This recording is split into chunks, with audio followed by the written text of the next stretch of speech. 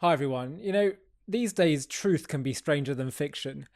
Some of the reactions that we've seen around the world post October 7th to Israel has been so astonishing in its overtness, overt Jew hatred, overt anti-Semitism, overt double standards. I'm almost grateful for it because at least it's made good and evil so clear to us. And I don't know if you remember a few months ago, hard to forget, we saw some of the presidents of the Ivy League colleges in America being asked at a Senate hearing, a congressional hearing, whether they considered calling for the genocide of Jews to constitute harassment or bullying or targeting of ethnic minorities. And they said the famous lines, well, it depends on the context. And I say that truth can be stranger than fiction because if that wasn't strange enough for you, if that wasn't shocking enough for you, well, guess what?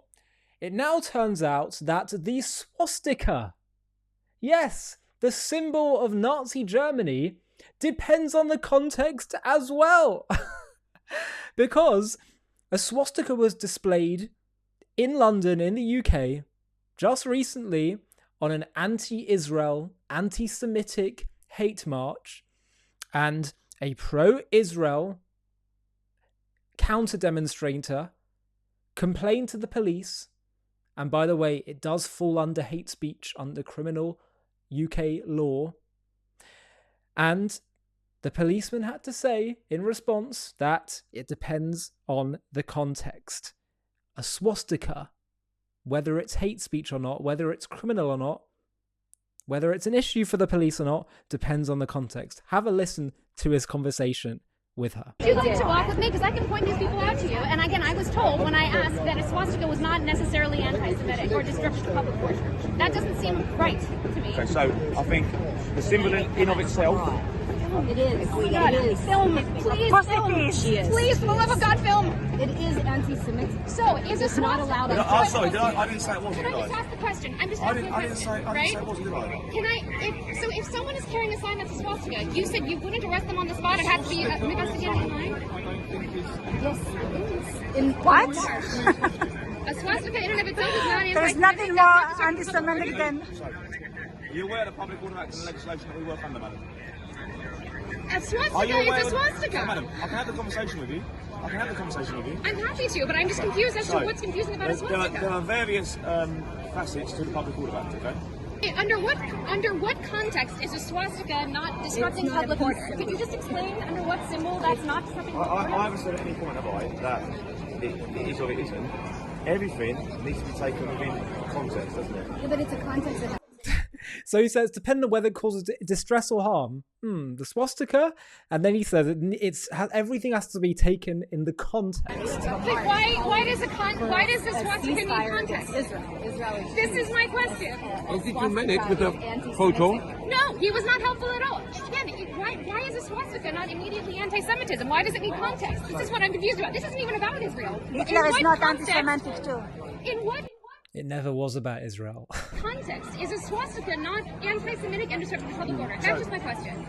I don't have an in-depth knowledge of signs and symbols. Right? I know the swastika was used by the Nazi Party during their inception and the period of them being in power in Germany in the 1930s and 40s. I am aware of that. I just can't believe this conversation is actually happening. So what exactly are you confused about? What I'm confused is how you don't, in what context a swastika is not anti-Semitic. This is what I want to know. Because again... Well, I suppose, I don't know how everybody would feel about that sign. Now, if you... I don't know how everyone would feel about that sign. Came up to me and you felt harassed and distressed about a symbol that someone was... I'm extremely distressed. I'm very alarmed. I told you, while we've been here, at least 5 or 6 people that we've witnessed or we've been made aware of with signs or symbols or saying things that have been in breach of the public order have been arrested. We have been proactive today in our use of legislation to deal with it. I offered to take you to people who have those signs and are still walking around. So what you need to understand is that our police officers throughout the footprint of this event, okay? We're not going to leave here because this is our role and responsibility, but if you walk down the road and you see that person, then And as a police officer... I did. They told me it was not their job, that I was to talk to you who were stationed here. They told me that it was not their job to arrest people with swastika. I apologise that has happened. I cannot... I'm here working to the bronze commander, and it is not my responsibility, unfortunately, my role, to walk down the road. Now, if you walk down the road and you see somebody, then we can send some other officers with you back. 15 people! Not his problem. Not his problem.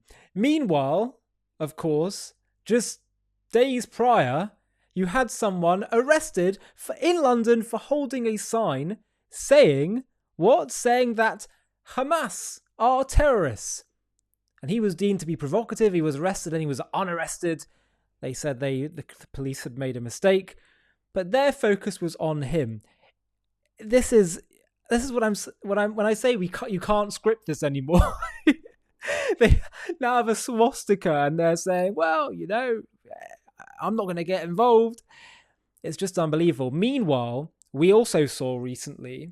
Again, just a few days ago, we saw two Israeli survivors of the Hamas October 7th massacre, the pogrom, the evil that they committed, being discriminated against, being bullied and spoken down to by UK border forces. Have a listen to this. It's unbelievable. They caught it on camera. You're first going to see a politician responding to what happened. These are people in uniform acting for this country as border force officers. It is a disgrace beyond all proportion. The checks we need to conduct, okay?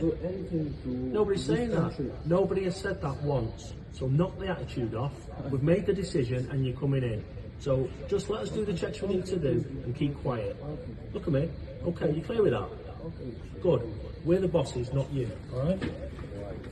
Woe to those who call good evil and evil good. I think that's all I'm going to say on this. Britain, you need to make some decisions. Do you wish to stand with those who want to bring more darkness, more evil, more death and destruction to this world? Or do you wish to stand with those who wish to bring more light? Do you want to stand on the side of righteousness and good? That's the question that you're going to have to ask yourselves. That's the question that you're going to have to answer. These incidents are getting more and more ridiculous now, where at least we can be grateful and appreciate that good and evil are becoming so clear. You can't condemn a swastika. You can't condemn and say, you have to say that it depends on the context once again. How many more of these incidents, how much more ridiculous does it need to get before people wake up? I'm Ollie Annisfeld and you're watching JTV. Please make sure to subscribe.